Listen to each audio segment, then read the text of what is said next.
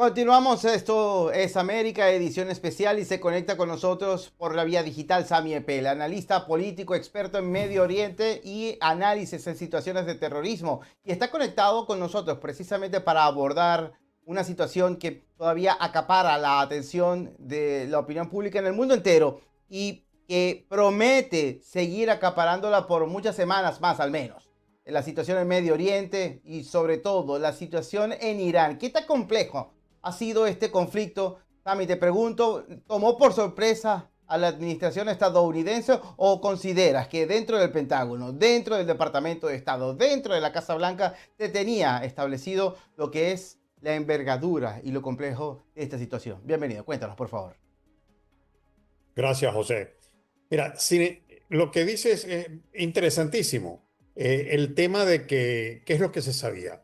Yo estoy seguro de que el Pentágono y el Mossad israelí, las agencias de inteligencia sabían el nivel de profundidad estratégica militar que tenía Irán. Lo sabían.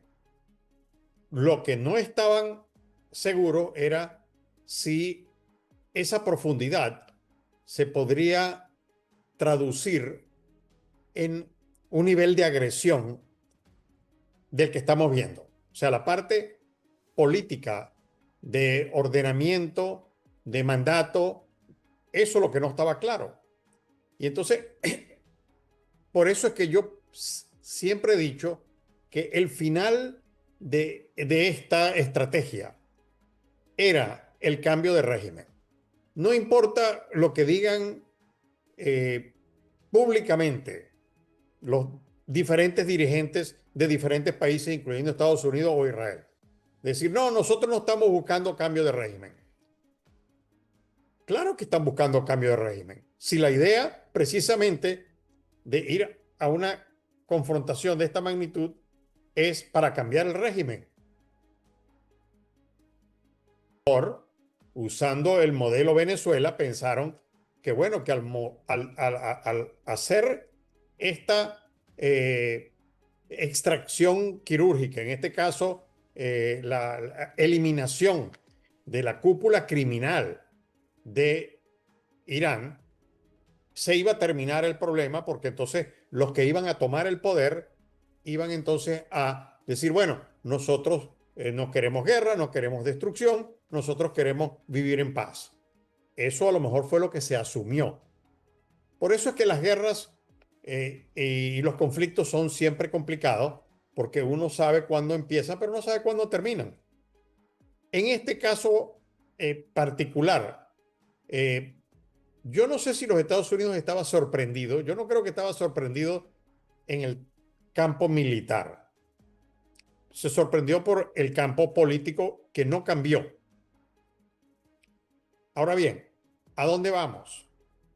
Eh, o vamos a una ampliación de la guerra que ya ocurrió, porque Irán, actuando de una manera que a lo mejor los Estados Unidos e Israel no lo habían pensado, Irán optó por uno de los conceptos principales de la teoría del conflicto. La teoría del conflicto, uno de sus postulados es, bueno, para resolver el conflicto, amplíalo, hazlo más grande. Fue precisamente lo que hizo Irán.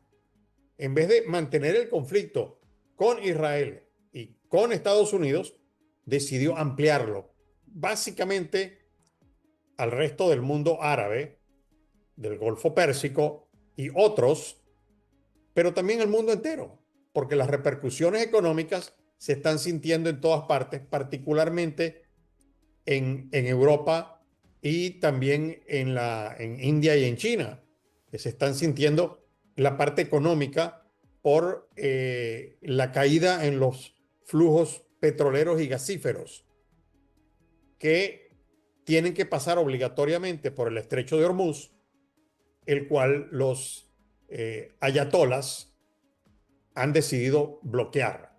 No es que está bloqueado porque hay ahí unos barcos de guerra o porque hay ahí unos unas minas. No, no, nada de eso. Es porque el peligro que presenta es muy... Es más, están pasando barcos. Hoy pasaron más de 20 barcos por el estrecho, pero están pagándole a Irán. O sea, Irán está haciendo algo muy diferente ahora. Ahora está cobrando peaje. Ahora está diciéndole a la gente, bueno, usted quiere pasar. Bueno, me tiene que pagar tanto. ¿Cuál es el problema futuro de esto? De que si esto se mantiene, entonces esa vía marítima, que es una vía marítima internacional, reconocida como internacional, de libre tránsito, puede convertirse entonces en una vía iraní, donde como el canal de Suez, por ejemplo, hay que pagarle a Egipto, que es el dueño, entonces a lo mejor aquí habrá que pagarle a Irán. Entonces Irán va a ser básicamente socio de todo ese petróleo y de todo ese comercio que pasa por ahí, porque ellos van a estar cobrando un porcentaje.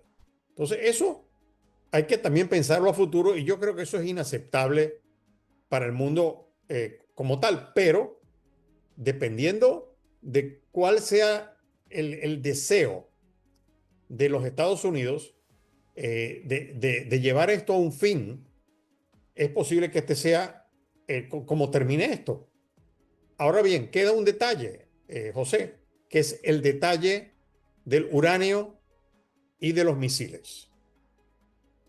El tema del uranio fue básicamente porque se empezó este conflicto, porque no se podía permitir, y ahora nos estamos dando cuenta que por qué no se podía permitir que un país de la profundidad estratégica, de la capacidad bélica de Irán, tuviese encima de todo eso, tuviese armas nucleares. Y entonces eso había que evitarlo, porque era un beneficio para el mundo, prácticamente evitar que eso ocurriese. Y el tema misilístico. Irán le lanzó hace 10 días atrás un par de misiles a la isla Diego García, que está en el Océano Índico, a 4.000 kilómetros. 4.000 kilómetros. Uno de los misiles llegó y fue derribado por un destructor que estaba ahí de guardia.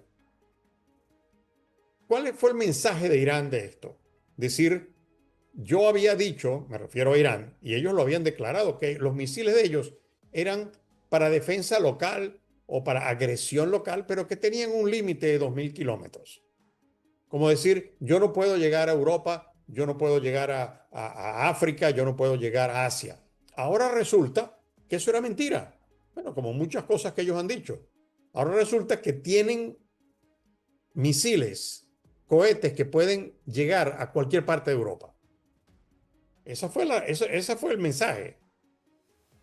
¿A dónde nos deja esto? Bueno, esto nos deja por lo menos con una reivindicación de parte del presidente Trump y de Israel de que Irán sí representaba y representa todavía, porque los misiles siguen ahí y el uranio sigue ahí, que Irán sí representaba y representa un peligro para la paz mundial. Sammy, hay gente que estando en este continente o en el hemisferio ve muy distante el conflicto y cuestiona quizás que esas implicaciones lleguen a naciones en Sudamérica. Quiero contar con tu presencia para explicarle a esa audiencia incrédula lo importante que para Irán ha sido Venezuela, lo importante que para Irán ha resultado también Nicaragua, cómo existía hasta hace unos cuantos meses atrás un eje de sostenimiento antioccidente soportado en naciones de la región. Por favor. Ciertamente, José, hace 25 años atrás, ya 25 años atrás, ya Irán, de mano de su proxy o su proxy de mano de Irán, ya habían atacado a Latinoamérica. Fueron los ataques a la Embajada de Israel y a la Mutual Argentina Judía en Buenos Aires, con 150 ciudadanos argentinos muertos, más de 300 heridos, edificios derrumbados. Esto ya había ocurrido. Y estamos hablando casi 3 décadas atrás. Entonces, ya la infiltración de Irán en Latinoamérica entró directamente cuando Hugo Chávez se hizo presidente de Venezuela. O ganó la presidencia, porque la primera elección la ganó. Las demás ya todos sabemos lo que pasó. Pero inmediatamente, ¿qué ocurrió ahí? Bueno, no solamente el presidente de la República en ese momento, Hugo Chávez, bueno, pues tomó todas las instalaciones, digamos, del Ministerio del Interior, el que se encargaba de los pasaportes, de los documentos, y empezó a proveer de documentación a decenas, centenas, posiblemente miles de personajes indeseables, posiblemente terroristas, narcotraficantes, secuestradores, o sea, criminales, en fin, para que vinieran vía Venezuela y se les entregase documentación venezolana. Documentación venezolana.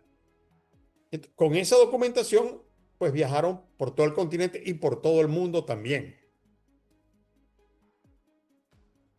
Ahora bien, ¿qué fue lo que hizo Hezbollah entonces y que era el brazo armado de Irán en Latinoamérica?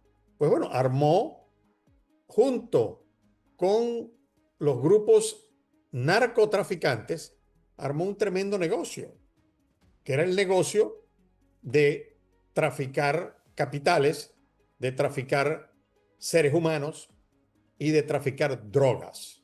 A eso se dedicó Hezbollah en Latinoamérica. Y eso le dio un poder inmenso en muchos países, incluyendo Nicaragua. Entonces, la penetración de grupos terroristas, de grupos narcotraficantes en nuestros países, de la mano con el financiamiento y con la ayuda de Irán, es una realidad. Que eso vaya a cambiar. Ojalá, porque ese tipo de influencia en nuestro continente, José, es nefasto. Es nefasto. Nosotros, ¿para qué en Latinoamérica tenemos que importar o traer unos conflictos en los cuales no tenemos competencia? Pero no solamente eso, sino que traemos a los peores individuos de ese conflicto, los traemos para que sean supuestamente parte de nuestra sociedad. Y en verdad lo que están haciendo es destruyendo nuestras sociedades, carcomiendo la mente de muchos de nuestros jóvenes. Lo están haciendo también en Estados Unidos, pero en Latinoamérica les ha sido más fácil. Eso nos pone a nosotros en la disyuntiva de, como latinoamericanos, como hispanos, de tomar una decisión. Mira, por ejemplo, lo que está haciendo, digamos, España ahora. España se ha entregado, se ha rendido, del punto de vista del gobierno de España, se ha rendido ante el radicalismo islámico, ante Irán, ante Hezbollah, ante Hamas. Ya está, no importa. Sí, sí. Vengan, nosotros estamos aquí para ayudarles. Sammy, ¿Qué es eso? Sammy, y sobre esa advertencia que estás hablando, quiero conversar contigo sobre la presencia islámica. Yo quiero acá destacar algo, un punto y seguido. No estamos en contra de los musulmanes.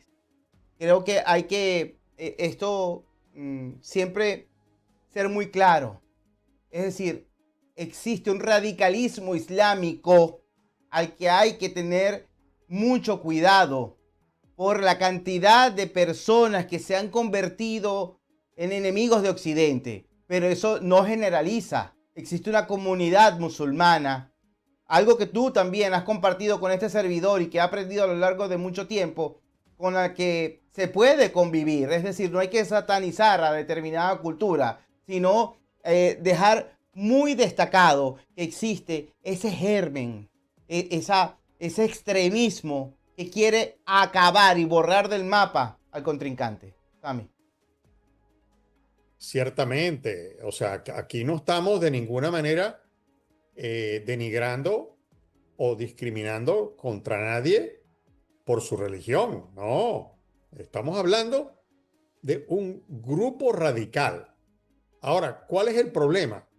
El problema, y es un problema de la propia comunidad musulmana, no solamente en el Medio Oriente, en sus países de origen, sino también en sus países de escogencia, porque yo estoy seguro que la mayoría de los musulmanes que vinieron con su familia, con sus ideas, con sus costumbres a otros países del mundo, incluyendo Latinoamérica, pues vinieron con ganas de progresar, de mandar a sus hijos al colegio, de tener una mejor vida. Esa era la idea, obviamente, porque esa es la idea de todo migrante, de todo refugiado. Esa es la idea. Ahora bien, cuando la agenda de ese grupo religioso es tomada, secuestrada por un grupo radical, entonces ahí viene el peligro. Porque entonces ese grupo radical a los primeros que somete son a su propia gente. Vamos a entender esto, a su propia gente, porque eso es lo que están acostumbrados en su país de origen, donde ellos allá mandan, porque son poderosos, porque tienen armamento, porque son capaces de hacer cualquier barbaridad. Lo mismo ocurre con esto. Y entonces ahí es donde está el peligro, porque entonces esas comunidades se convierten en rehenes de grupos radicales, terroristas, narcotraficantes, y entonces terminan siendo calificadas de manera general de ser parte de eso. No lo son. Entonces, ¿quién tiene que solucionar ese problema? Son las propias comunidades musulmanas. Ellos son los que están llamados a defender a su propia comunidad, pero no defenderla atacando a otra, no, defendiéndola diciendo nosotros estamos aquí para trabajar, para progresar, para compenetrarnos con el país que nos ha recibido, que nos ha dado cobijo, que nos ha dado refugio. Entonces, no estamos generalizando, pero hay que tener cuidado con esto, porque entonces esto se convierte en un peligro, ya no solamente para cada comunidad musulmana en cada país diferente, sino para el país y el continente en general. Porque entonces esos grupos tienen un ancla en sus comunidades y esas comunidades se comunican a su vez con otras comunidades y eso les permite una especie de pulpo que se va expandiendo. Por eso el radicalismo tiene que ser combatido, no solamente porque por lo que lo que acabo de decir ahora, sino también porque termina siendo un germen malo, un germen que destroza las propias sociedades en las cuales se inserta. Porque entonces estamos en manos de grupos criminales. Mira lo que pasó, por ejemplo, en Venezuela, en nuestra Venezuela querida. Sí. Ahí entraron grupos radicales islámicos, no necesariamente de Irán. De Irán vino en verdad poca gente, pero de Siria, de Líbano, donde estaban enclavados buena parte de los grupos terroristas de Hezbollah, por ejemplo, terminan viniendo a Venezuela. Así es. Y terminan haciendo negocios, terminan socavando la sociedad y ellos fueron parte integral de la destrucción de Venezuela. Entonces, esto hay que tomarlo en cuenta.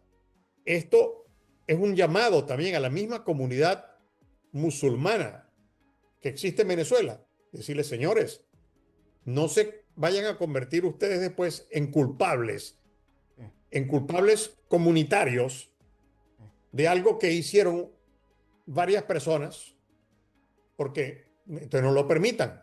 O No culpables dejen por, o culpables por omisión, Sammy, por no haber hecho lo correcto en su momento.